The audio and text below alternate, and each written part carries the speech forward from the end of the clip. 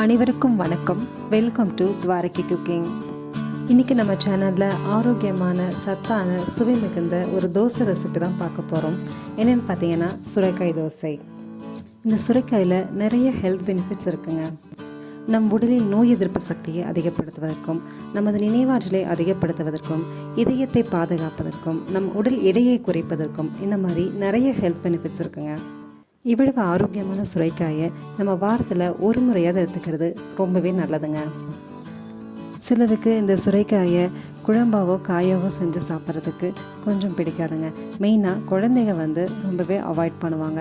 ஆனால் இந்த மாதிரி ஒரு தோசையை செஞ்சு கொடுக்கும்போது கண்டிப்பாக விரும்பி சாப்பிடுவாங்க. வாங்க எப்படி செய்யறதுன்னு பார்க்கலாம். இந்த தோசை செய்கிறதுக்கு இன்றைக்கி 2 டம்ளர் பச்சரிசி எடுத்துருக்கேங்க. இது ஒரு 4-5 வாட்டி கழுவிட்டு ஒரு 2 மணி நேரம் நல்லா ஊற வச்சிடலாங்க. ஒரு மீடியம் சைஸ் சுரைக்காய் எடுத்து இந்த மாதிரி சின்ன சின்னதாக துண்டுகளாக கட் பண்ணி வச்சுருக்கேங்க.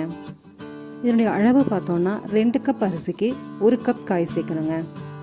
இப்போ 2 மணி நேரம் ஆயிடுச்சுங்க. அரிசி நல்லாவே ஊறிடுச்சு. மாவை அரைச்சி எடுத்துக்கலாங்க. இந்த மாவு அரைக்கிறதுக்கு அரிசி மற்றும் சுரைக்காயோட 1.5 இன்ச் அளவுக்கு இஞ்சி, 4 பச்சை மிளகாய், 1/4 டீஸ்பூன் சீரகம் இதையெல்லாம் சேர்த்துக்கலாங்க. இப்போது இதோட தேவையான அளவு உப்பு, தண்ணீர் சேர்த்துட்டு இந்த மாவை கொஞ்சம் கொரகொரப்பாக லேசான ரவை பதத்தில் வர மாதிரி அரைச்சி எடுத்துக்கலாங்க. லேசான ரவை பதத்தில் இருந்தால் தான் தோசை நமக்கு கிறிஸ்பியாக வருங்க. இப்போ மாவை நல்லா அரைச்சி எடுத்தாச்சுங்க. இந்த மாவு கொஞ்சம் தண்ணியாக தான் இருக்கணும். மிக்ஸி ஜாரில் ஊட்டிகிட்டு இருக்கிற மாவெல்லாம் கூட லைட்டாக தண்ணி ஊற்றி இதை எடுத்துகிட்டு அதுவும் இதோட கலந்து விட்டுடலாங்க.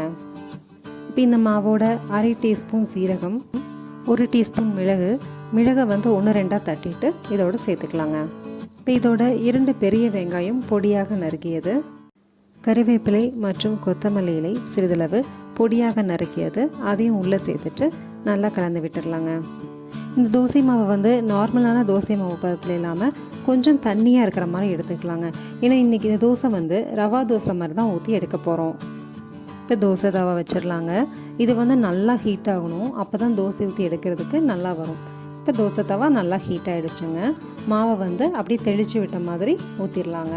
பார்த்திங்கன்னா இந்த மாதிரி ஓட்டை ஓட்டையாக இருக்கும். இதில் எல்லாமே நம்ம கொஞ்சம் கொஞ்சம் ஆயில் விட்டோம்னா தான் தோசை நல்லா கிறிஸ்பியாக வருங்க. எண்ணெயெல்லாம் ஊற்றுனதுக்கப்புறமா 2 நிமிஷம் தோசையை மூடி வச்சிடலாங்க. இந்த மாதிரி மூடி வச்சதுக்கப்புறமா பார்த்திங்கன்னா உள்ளெல்லாம் லைட்டாக ப்ரௌன் ஆக ஆரம்பிச்சிடுச்சு. தோசை ஓரளவுக்கு நல்லா வெந்துடுச்சுங்க. இந்த ஸ்டேஜில் நம்ம தோசையை திருப்பி போட்டுடலாம். இப்போது திருப்பி போட்ட சைடும் நல்லா வெந்துடுச்சுங்க. ஆரோக்கியமான சத்தான சுவையான சுரைக்காய் தோசை ரெடி ஆகிடுச்சுங்க. நான் இன்றைக்கி இதோட தேங்காய் சட்னி தான் வச்சுருக்கேன். இதோட ரொம்பவே சூப்பராக இருக்கும். இந்த தோசை ரெசிபி கண்டிப்பாக உங்களுக்கும் பிடிக்கும்னு நினைக்கிறேன். நீங்களும் இதை செஞ்சு பார்த்துட்டு எப்படி வந்திருக்குன்னு எனக்கு கமெண்ட்ஸில் சொல்லுங்கள். இந்த ரெசிபி உங்களுக்கு பிடிச்சிருந்ததுன்னா லைக் பண்ணுங்கள், உங்கள் ஃப்ரெண்ட்ஸ் அண்ட் ரிலேட்டிவ்ஸ்க்கு ஷேர் பண்ணுங்கள்.